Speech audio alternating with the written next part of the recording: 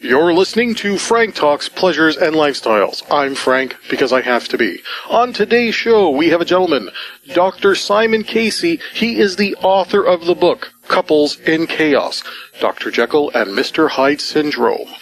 Over the past 20 years, Dr. Casey has established a unique counseling technique that is transformational, results-oriented, and verifiable.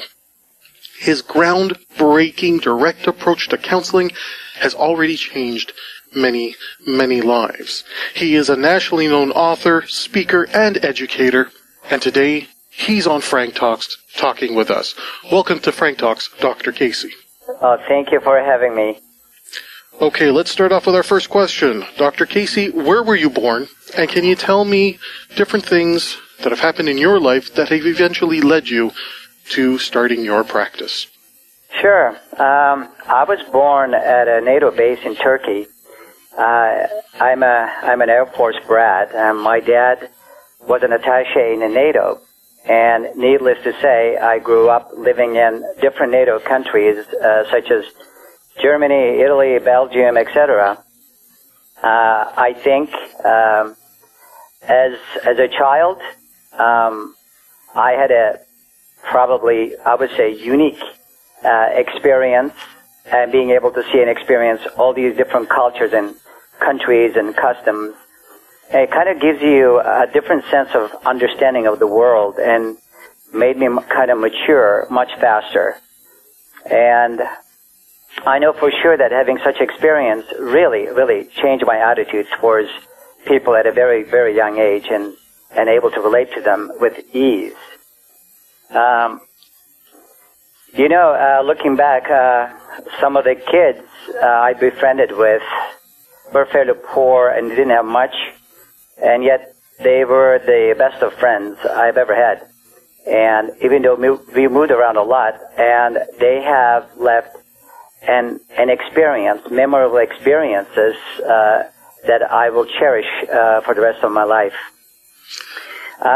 Since we moved a lot, I was mostly in private schools or getting private tutoring, and on top of that, my parents pretty much raised me to be very independent and allowed me to make my own decisions in most cases from very early on. As I was finishing my high school years, I pretty much knew that I was going to go in the direction of medicine or medical sciences. And I would say my uncle, being a heart specialist, probably played a major role in the direction that I decided to take. College years, college were things where things started getting serious. I was attending Waltham Forest College in London, and one day, as I was sitting in a lecture room, it really hit me. My life was about to change, and I just realized that there was some fun and games, but those fun and games were changing as I realized the responsibilities of adulthood, my future finances, as they become reality, that I was stepping into some arena that truly is something that I've never been before, whether I liked it or not.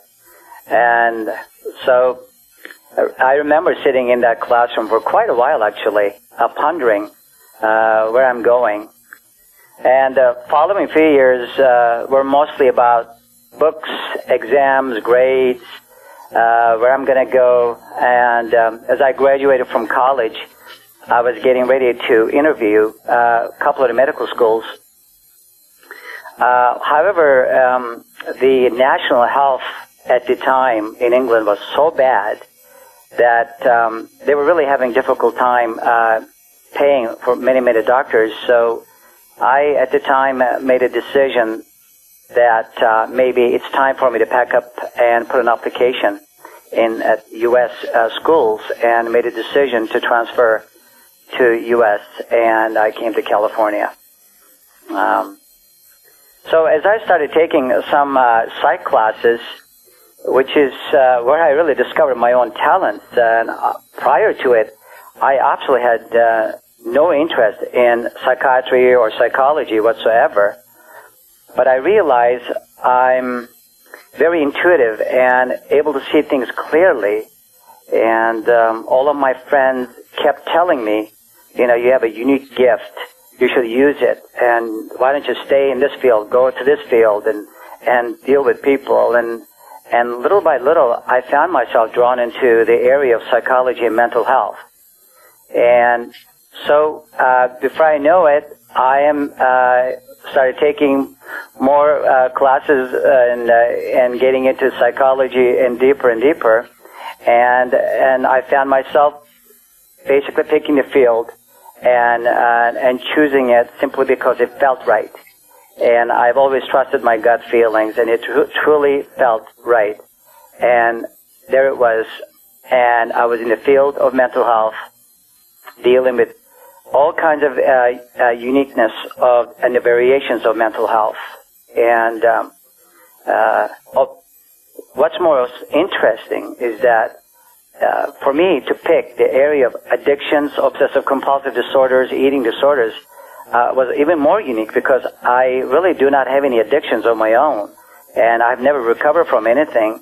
But I found the field very, very fascinating, and the more fascinating and challenging it is, the more I found myself being drawn to it. And so I picked those areas as my specialty. So I basically started pursuing that area. What kept you motivated? Because already the field of medicine is an incredibly challenging one. How did you tough out the long hours of study and sometimes the loneliness that comes with that? You know, it wasn't easy. But the important thing to me was, if you truly wanted something bad enough, things didn't matter much. And I found it, actually, it was not a hindrance. And I kept doing it simply because it felt right. I really those days I did not require much sleep, and I was okay with 4 hours of sleep, and people always wondered, how do you just keep such hours? And I said, it just doesn't faze me. But it gets to be overwhelming sometimes when you are into something, and especially when you're dealing with issues that are very, very heavy. And it does present its challenges, and especially, you know, you're a student, you have no prior experiences, you're green in so many ways, and it has a tendency to get overwhelmed. I think what basically made it easier for me to have such wonderful people and colleagues and friends and family members to be able to vent it out and talk, and to be able to share my experiences rather than bottling things up. And I think what made it so much easier for me. Now, we're going to continue on here. You went into your practice. You ended up focusing on addictions and different areas of mental health. You've never suffered from any addictions yourself, you say?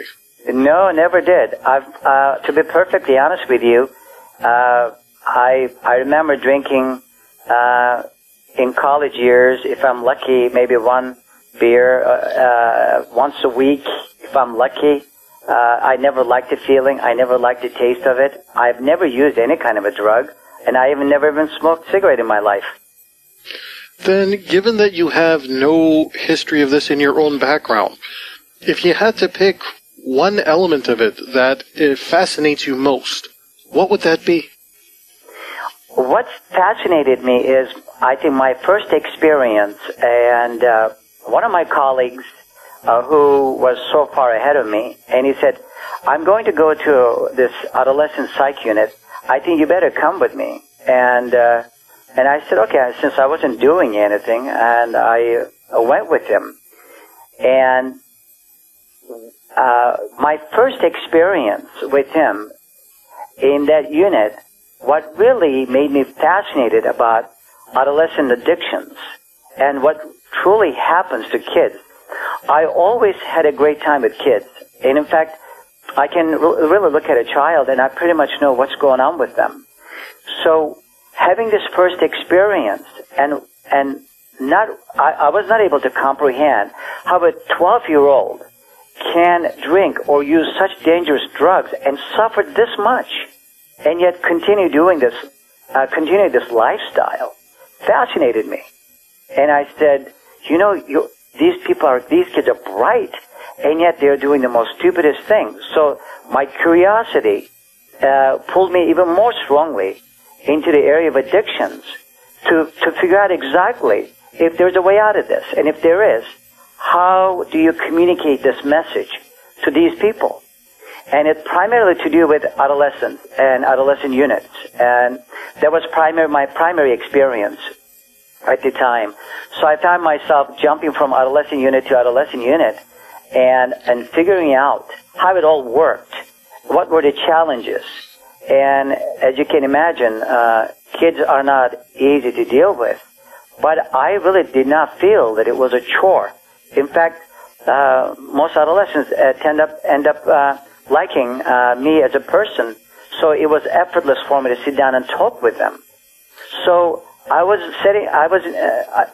established this mindset, and I said, I'm really not doing work, but I'm really talking like a brother, almost, and these people are at ease with me, so why not do it more? And that was the fascination with me. Why there is such suffering? Why are they doing this? And how come there are no answers to stop it? Now, you mentioned adolescents dealing with addictions.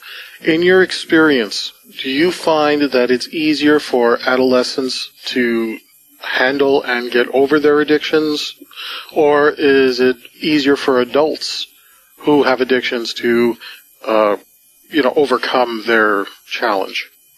It's a great question, Frank. There are two problems with this. The adolescence tends to be easier to deal with since the level of addiction is not as intense, and of course the number of years that they used is much less. So you can have the impact to turn their lives around. But my problem, this is based upon my experience, has never been the kids. My problem has always been the parents. My problem has always been the family. In what way? What is it? In what way are the parents and the family hindering the healing process of these adolescents? Well, the problem is that there is this belief, the philosophy that some family members assume, here it is, fix them. So many times you see they bring their kids and they end up disappearing, but you realize that there are massive problems in the family system. There are bigger problems between mom and dad. And the kids become more and more symptomatic of the dysfunctional family. When the child is tortured or tormented emotionally, oftentimes they'll look for a way out. I mean, you take a look at most kids nowadays, they cannot talk to their parents. They don't even relate to their parents. Oftentimes they have friends they want to confide into. And if you want to go for vacation, and they will always want to bring a friend. And it tells that many kids start dissociating from their parents emotionally from very early on, and due to what they experience in the family system. And oftentimes the other problem is that when these kids get into a certain age, after 13, 14, there's such confusion about the self, there's sexual confusion, and the life is changing, and they oftentimes cannot seem to be able to get those emotions out because they don't feel safe in the family system. And especially if the parents are not approachable, they're judgmental, and they end up holding on to things, holding on to their emotions, and try to come to terms with those emotions. As you know, the more you repress those emotions, the more the price that you're going to pay down the road. And so as the emotions are repressed and the need to escape them becomes inevitable. So for them to go find booze or drugs is sometimes inevitable or inescapable. Now, let's take the interview into a slightly different direction. You wrote a book called Couples in Chaos, Yes. The Dr. Jekyll and Mr. Hyde Syndrome. Yes. How did you go from your practice to becoming an author in writing this book? I know you continue your practice, Yes. but not everybody who runs a practice like you do becomes an author. So what was the transition there? You know, one of the fascinating things that I've experienced is when I was doing counseling sessions and consulting all over the place, and there were information keep popping up in my head, and I found myself jotting things down and making notes, and then I'll take those notes and speak it in either group sessions or individual sessions. People always say, "That makes sense. Is it written somewhere?" I go, "No, I just wrote this down."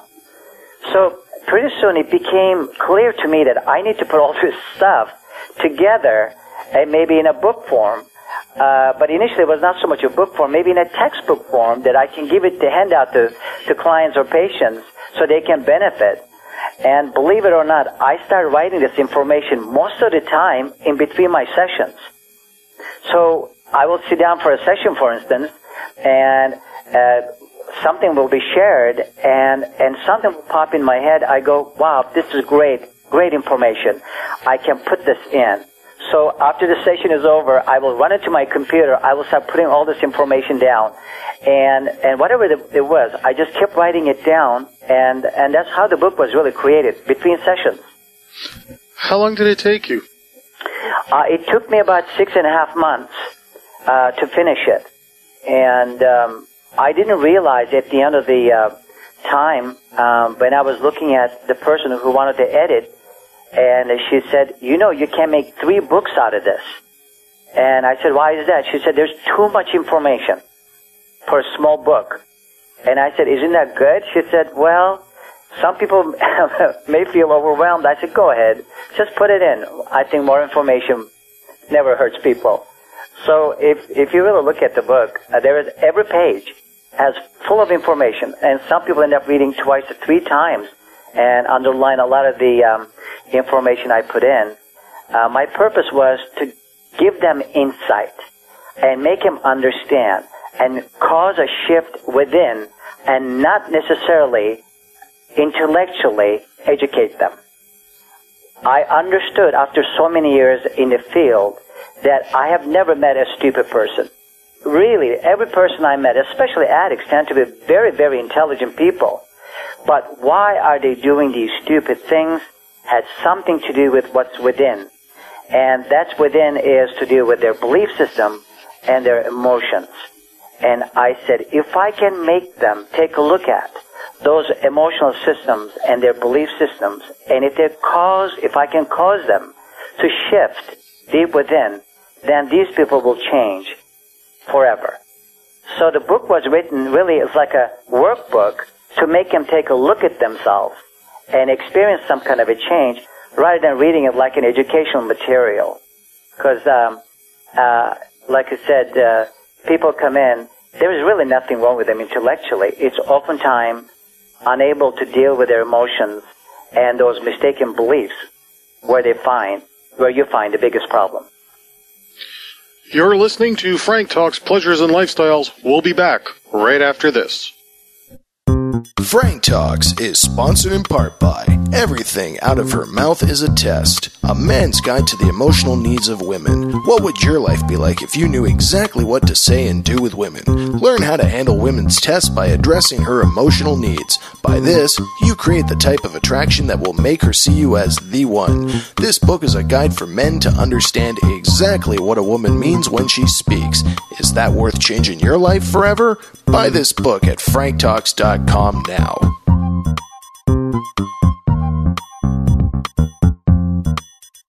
Frank Talks is sponsored in part by The Eye of the Seducer, the Emotional Needs Analysis Workbook Volume 1. This workbook is designed to teach you to use the Frank B. Kermit seduction theories in the real world. It is based on Frank's book, Everything Out of Her Mouth is a Test.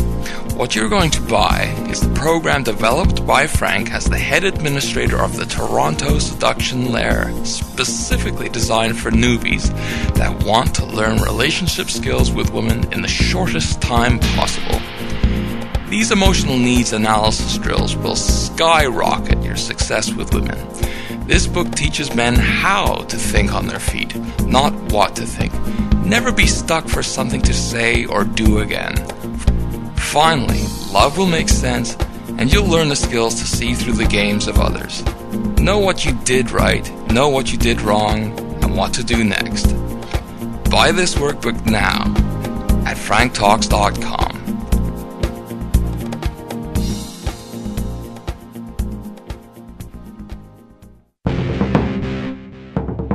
Frank Talks is sponsored in part by the book I'm a Man, That's My Job, The Philosophy of a Seducer.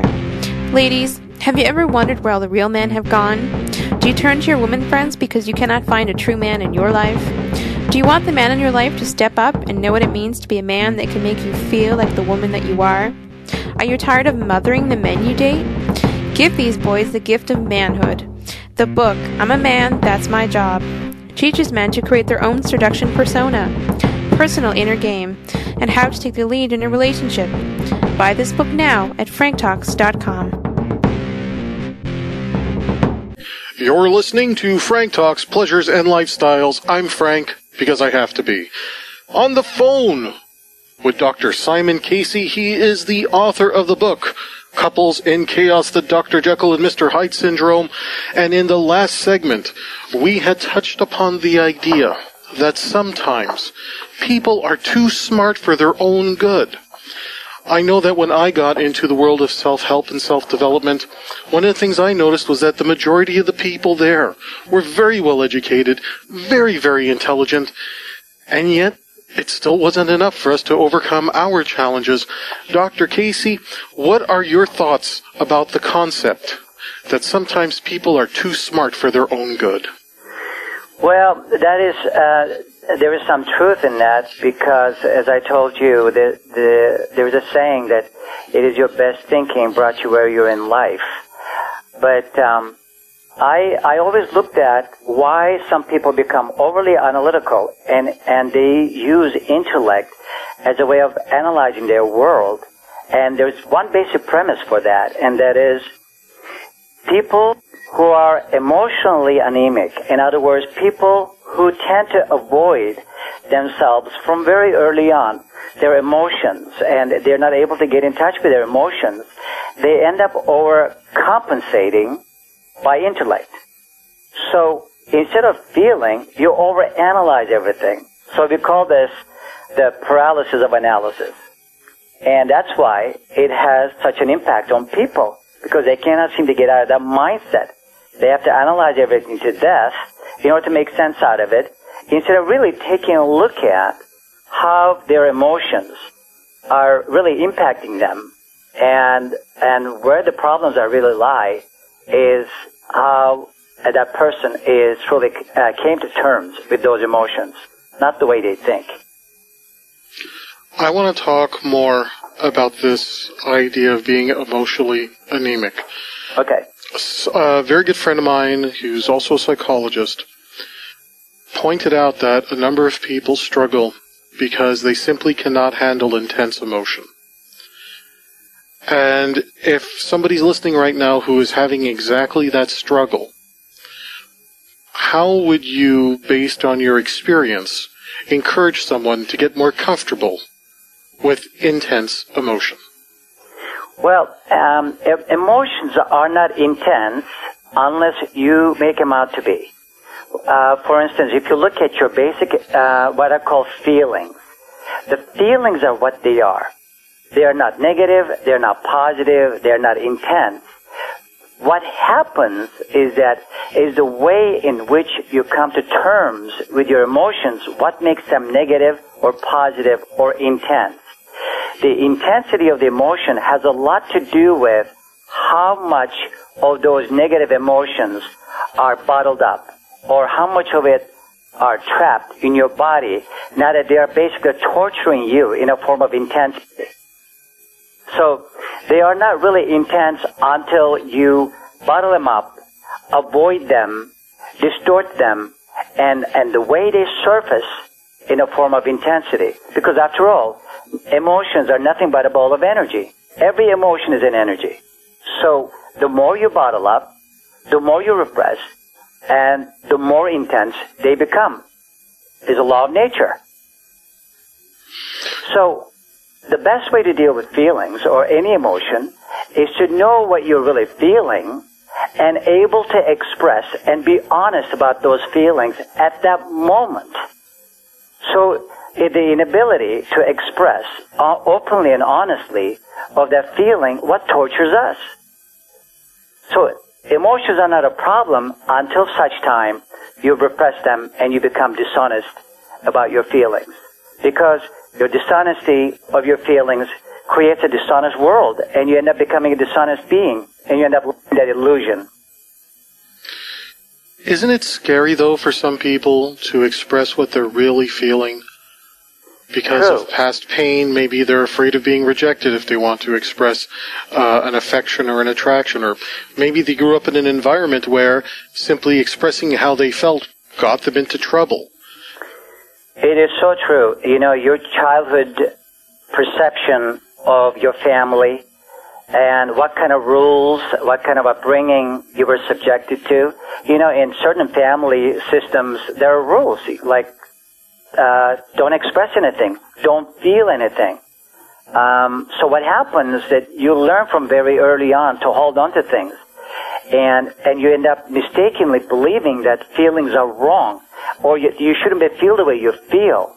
And with that mistaken belief, as you get older, and of course, you end up reacting to whatever you bottled up.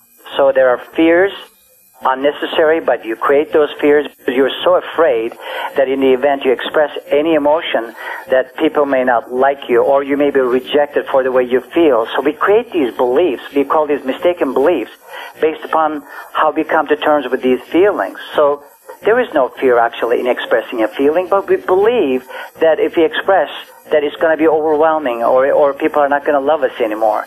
It is the way we're conditioned, it is the way we created our beliefs that really tortures in the present. So if you look at your past, and if you look at your present, there is not really much of a difference. You're living your past, your present, and your future, all here and now.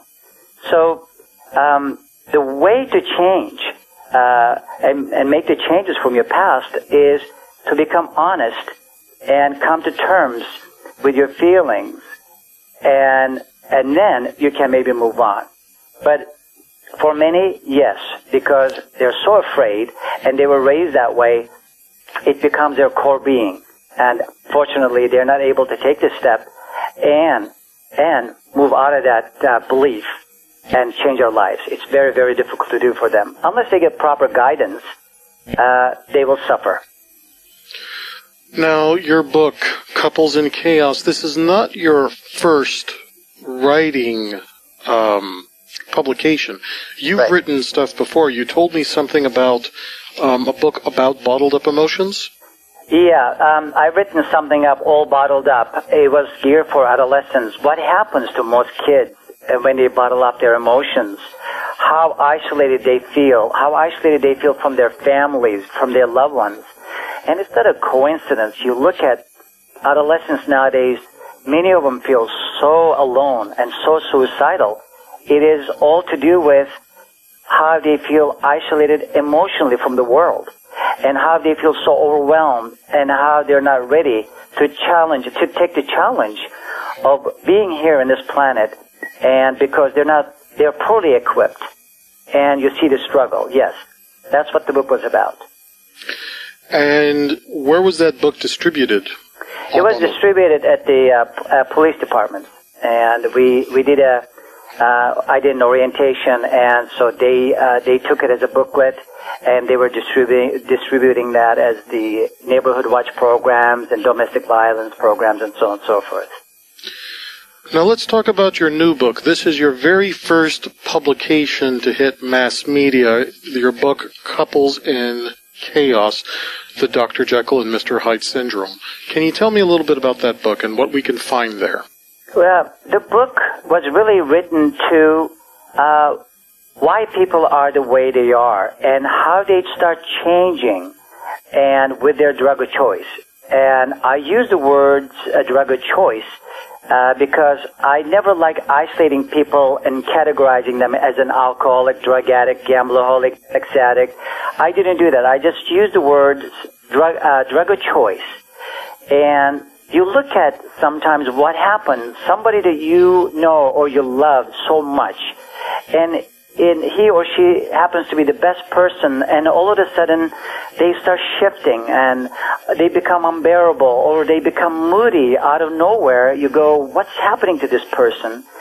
And why there's such a drastic change, and is how I came up with Dr. and Jekyll. Because the original movie, the book of Jekyll and Hyde, as you can imagine, how somebody transformed when they took that potion, and how from being so wonderful and how they become so evil.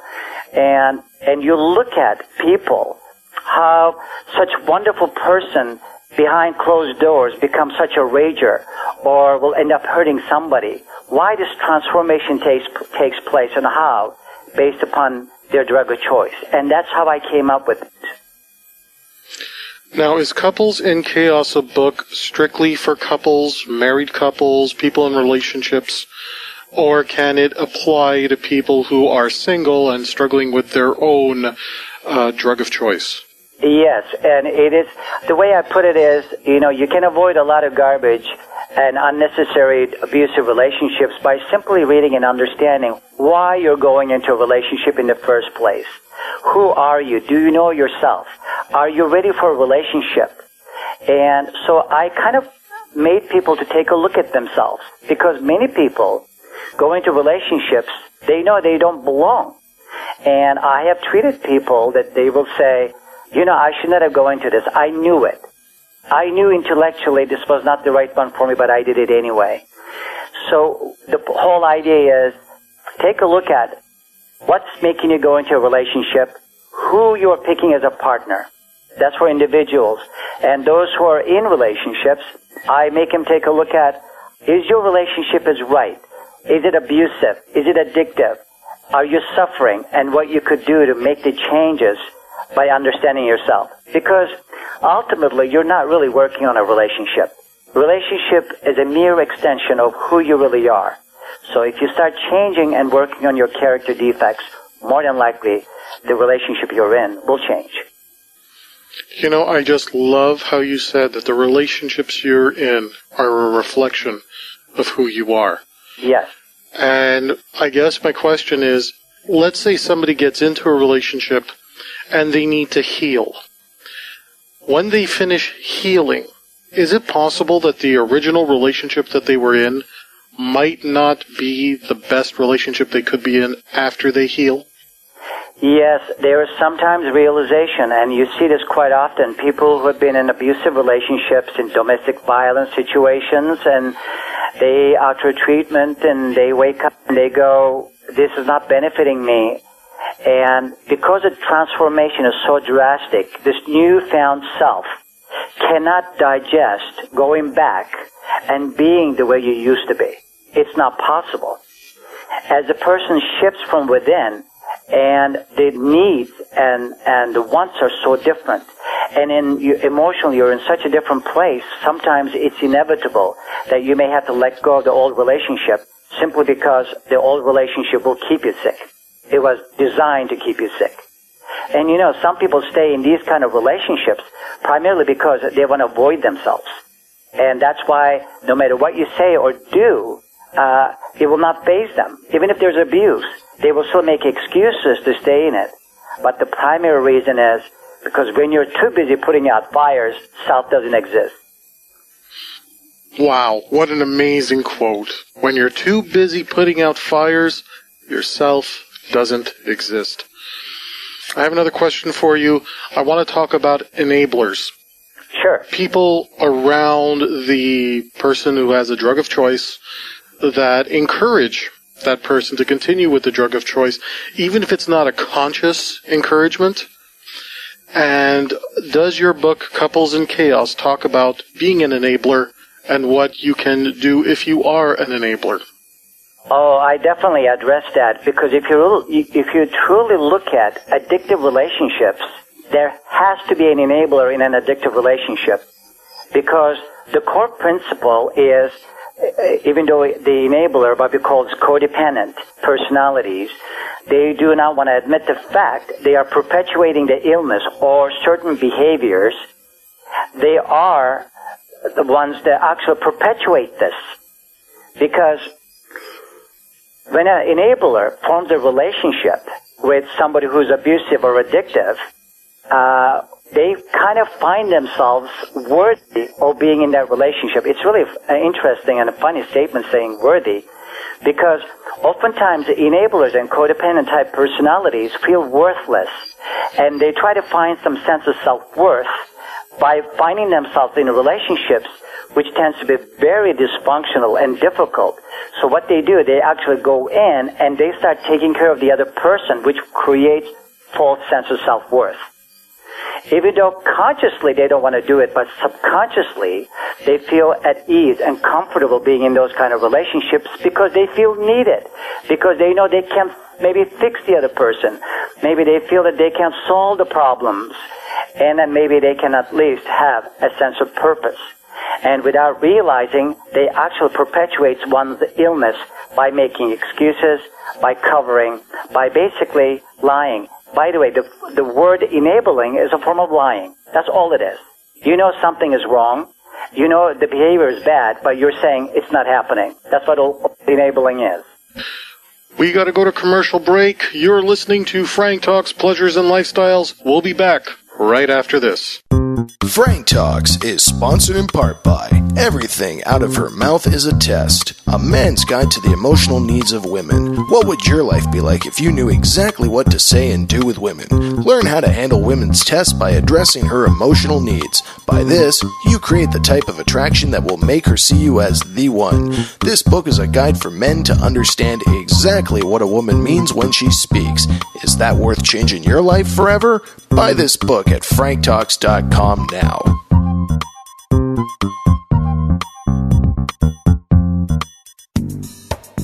Frank Talks is sponsored in part by The Eye of the Seductress, Volume 1, a workbook for women to learn about the emotional needs of men. This book is designed to teach women how to seduce men into making a commitment. By learning about the emotional needs of men, a woman will learn what makes even the most notorious players, pimps, and high-value men and quality male leaders commit to one particular woman. From the desk of Frank B. Kermit, the seduction relationship expert, this book is also a great resource for men to learn how to judge the value of a woman to know if she is worthy of everything he has to offer. The Eye of the Seductress. Buy this book now at FrankTalks.com.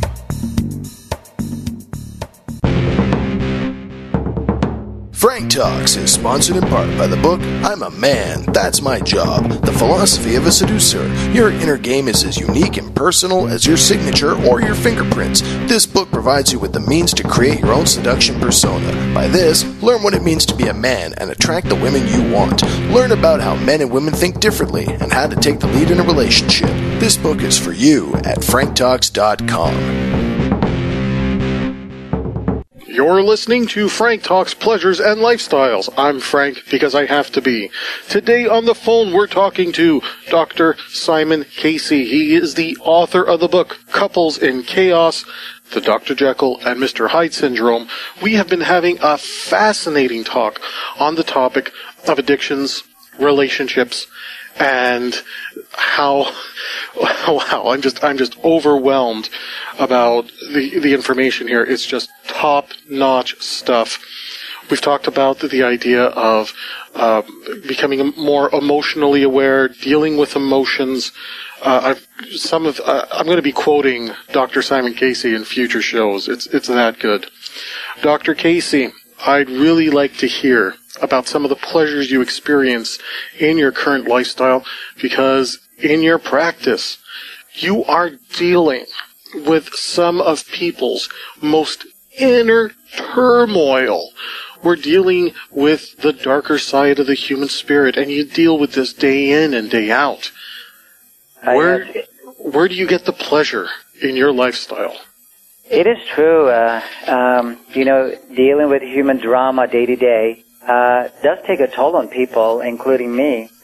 But I've always been a versatile kind of person, and I have always had a passion for music. In fact, when I was a child, and it was natural for me to play many musical instruments with ease. And I found my talent of singing, so I've been singing all my life practically, and I'm pretty good at it. And I have a routine actually. On the way to work I sing, on the way after work I sing, and singing brings me so much pleasure, and it's such a releasing thing. And I primarily sing ballads and stuff, so it really allows me to just pour this energy out, and it's very uplifting for me. So I found a tremendous pleasure in music and singing. The other thing that I found myself doing more, this just came about 7-8 years ago, that my interest in palm trees. And I never realized there were so many different types or shapes and colors, and so I got into landscaping, and I started beautifying things, and so every home I owned, and I would spend more time out in the backyard and beautifying that inside the house. It was really interesting. And so I really understand what nature is about and how much plants and nature gives me back and allows me to focus and puts my worries aside, and the distractions of the day and the problems of the day seems a lot less important when I'm digging into dirt or planting a tree. It seems that way to me. The last thing I would say about my work really brings me pleasure, even though there's so much drama in it on a day-to-day basis. But I have always seen my job as going to Disneyland. It never felt like a job to me. So I always like getting up and have lots of energy to go be with people. And I think if it was something that I see more as a job, maybe it would have been, I would have been more resentful. Maybe I would have had early burnout in the field. But it just seems like it's a very fulfilling, very uplifting thing. And when I see someone who comes with a lot of pain and leave my office with a smile on their faces, and knowing that I made a difference in their lives really gives me the biggest pleasure. Let's talk about some of the sacrifices you have had to make in order to build your practice, manage your practice, and now become an author. Well, I think we all make sacrifices, and my sacrifice probably started way back when I had my children.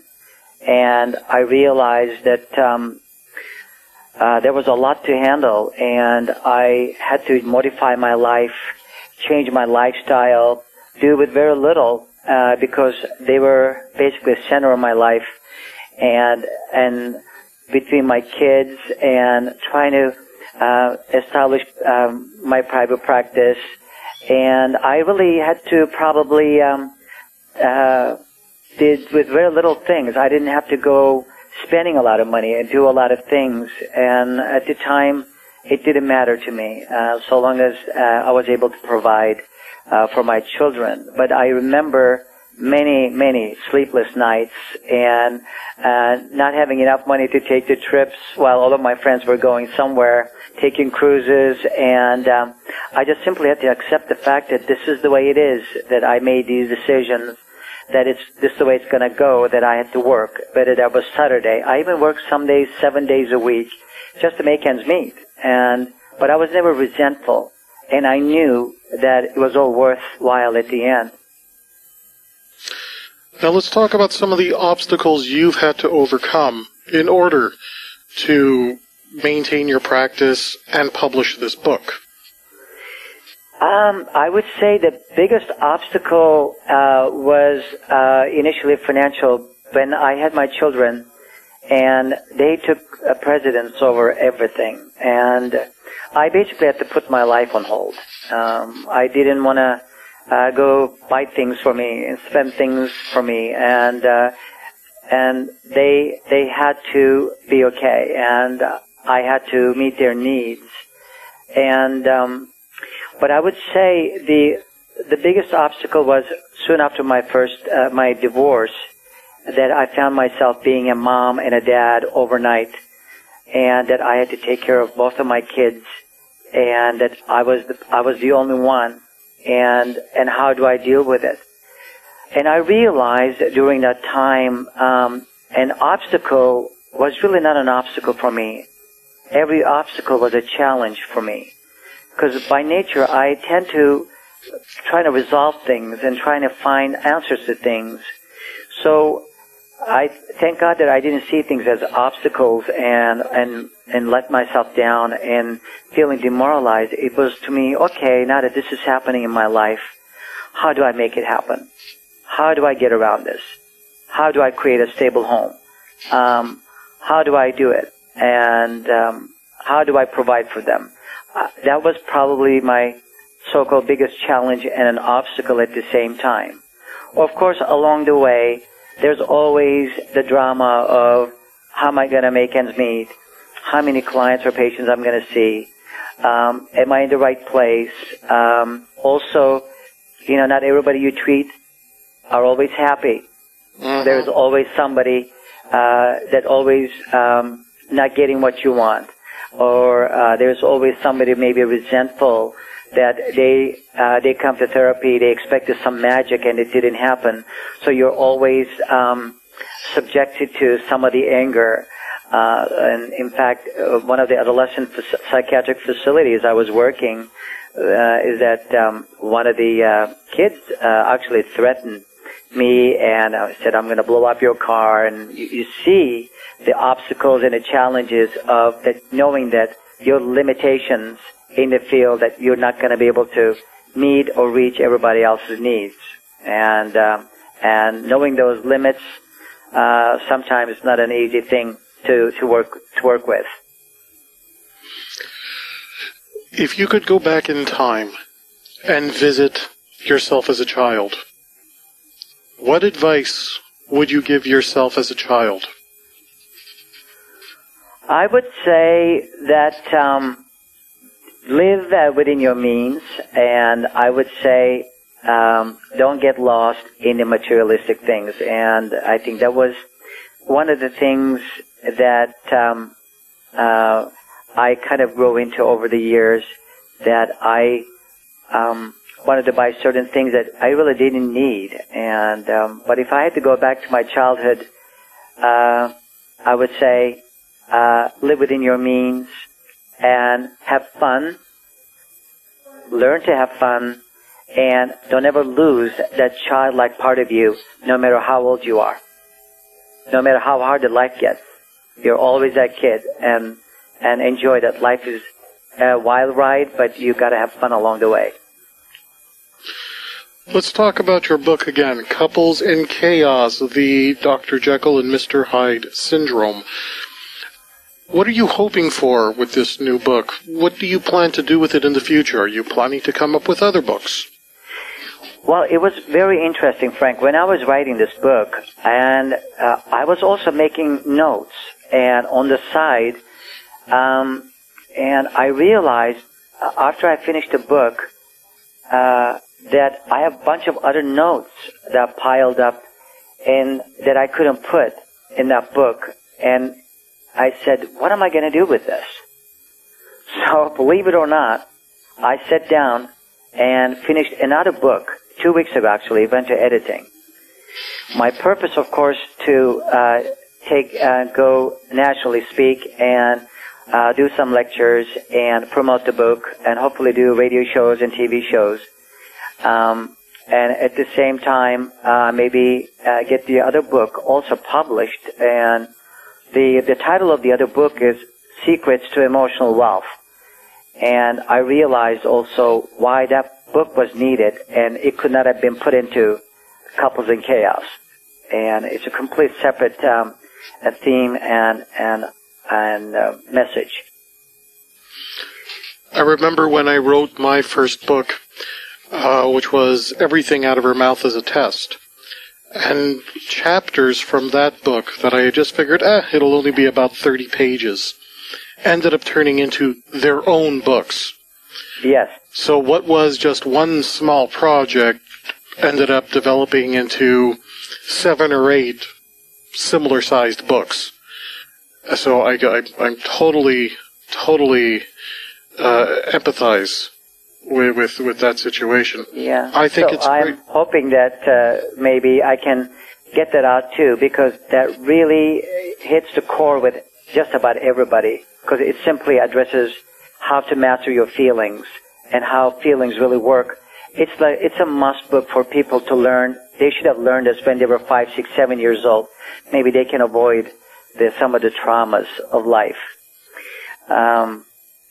As far as futuristically speaking, I'm currently the executive director of Capo by the Sea, and it is dual diagnosis, drug dependency, eating disorders, mental health treatment facility, where there's a lot of wonderful clinicians and that really doing a fantastic job. And the owner, John, and this is interesting that we're talking about this, came to me about 2 weeks ago. He said, I would like to do something. And I said, what is that? He said, what can we do to provide something to people?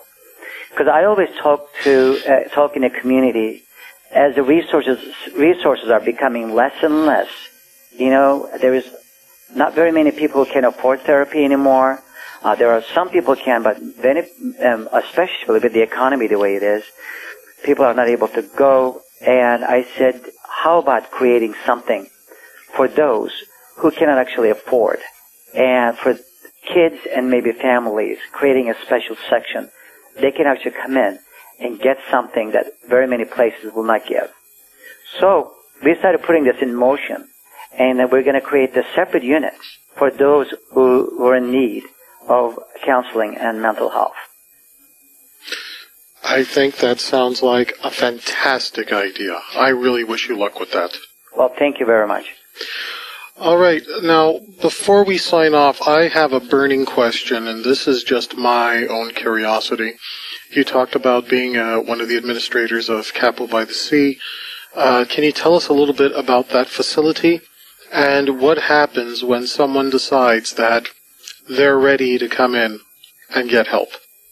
You know, Capo by the Sea is unique in so many ways. It is not a hospital setting, and it is a very home-like setting where people come in for all kinds of mental health problems. And then we actually take a look at their needs, because every individual's needs are different. And so what we do is we take a look at it exactly and what we really need to do. So what we do is our approach is whole self treatment, not the problem-oriented or symptom-oriented, but the whole self. And people don't usually understand until they come into the facility. And we talk about whole self. I say, do you know how to love and nurture yourself? People always look at me like deer in headlights. They go, what do you mean? Well, obviously, as a person, as an addict, or with your mental health disorder, you live a very self-destructive lifestyle. Do you know how to love yourself? I can never get an answer.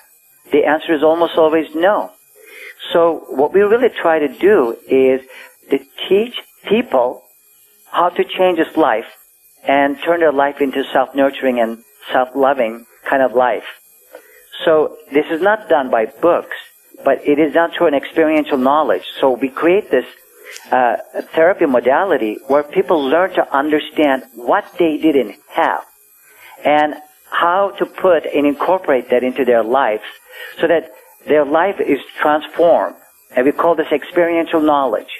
Because many of the people we admit are licensed physicians and you name it, and they're intelligent people. There's nothing wrong with their intellect, but since they don't have the emotional experience to transform themselves, and no matter how much you say, till you're blue in the face, don't abuse yourself, don't hurt yourself, they're going to keep on doing it until such time they understand the process of self-love. I'm not talking about narcissism, but being the center of your own world, how to learn to love and understand yourself instead of destroying yourself in the process or in the name of addictions. And that's what we're providing in the center, which is very transformational. It's unique in so many ways. Dr. Casey, it's been an absolute pleasure having you on the show. Before we sign off, if someone wanted to reach you, what is the best way to reach you? They can call us www.capobythesea.com, and I'm always available to talk with them. In fact, if they get on the website, I have a private number, and they can just dial that number. I'll be definitely able to talk with them and answer their questions, and I would love to. And Frank, it's been an absolute pleasure speaking with you, and your questions were a delight. Thank you very much, Doctor. Thank you. You're listening to Frank Talks Pleasures and Lifestyles. Goodbye, everybody. Frank Talks is sponsored in part by Everything Out of Her Mouth is a Test, a man's guide to the emotional needs of women. Ladies, does your man squash your inner vixen? When you ask him to repeat what you have just said to him, does he look at you like a deer caught in the headlights? Does he think that leaving the game on while you talk to him is a good idea? Is his favorite phrase, "Yes, dear, you are absolutely right"? Does wife or girlfriend mean boring and dull to him? Ladies, don't you wish that he knows what you mean when you ask him if you look fat? Then you need to buy him the book Everything Out of Her Mouth is a Test, a man's guide to the emotional needs of women. On sale now at FrankTalks.com. From Loser to Seducer is the story of Frank B. Kermit. This book marks the triumph of a nice guy over most of his inner demons. This includes going from being a loser to managing 5 lovers at the same time, his first Valentine's date with 2 women at the same time, and getting back the one that got away. Want to learn how you can change your life? Buy this book at FrankTalks.com.